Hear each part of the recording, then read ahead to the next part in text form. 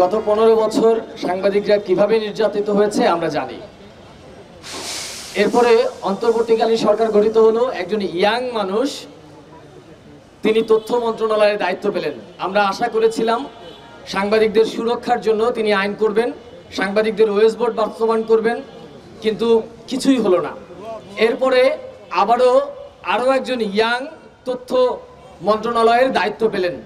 তিনিও বারবারই আশার বাণী শোনাচ্ছেন সাংবাদিকদের সুরক্ষা আইন করবেন, সাংবাদিকদের ওয়েস বোর্ড করবেন, অমুক করবেন, সমুক করবেন, অনেক আশার বাণী। কিন্তু এরই মধ্যে নির্বাচনের সম্ভাব্য তারিখও ঘোষণা হয়ে গেছে, কিন্তু বাস্তবায়নের কোনো নামগন্ধ নেই। অর্থাৎ যারাই আসলে এই পদগুলোতে আসে তারা শুধুমাত্র নিজেদের চিন্তা করে, নিজেদের আখের গোছানোর চিন্তা করে, কিন্তু সাংবাদিকদের মূলত যারা সাংবাদিকতা করে তাদের চিন্তা কেউই করে না। শুধুমাত্র সংগঠন কোন ক্লাবের সভাপতি, তারা কিভাবে সাংবাদিকদেরকে নিষ্পেষিত করবে, তারা কিভাবে বড় বড় গ্রুপগুলোতে দখলদারিত্ব করবে, সেই চিন্তায় থাকে। কিন্তু প্রকৃতপক্ষে যারা সাংবাদিক তাদের জন্য আগেও কোনো কিছু করা হচ্ছে না, এখনো করা হয় না। আমরা চাই বর্তমান যারা তথ্য মন্ত্রণালয়ের দায়িত্বে আছেন তিনি শুধু কথার ফুলঝুরি না, বাস্তবিক পক্ষে সংস্কার করে যাবেন। ধন্যবাদ সবাইকে।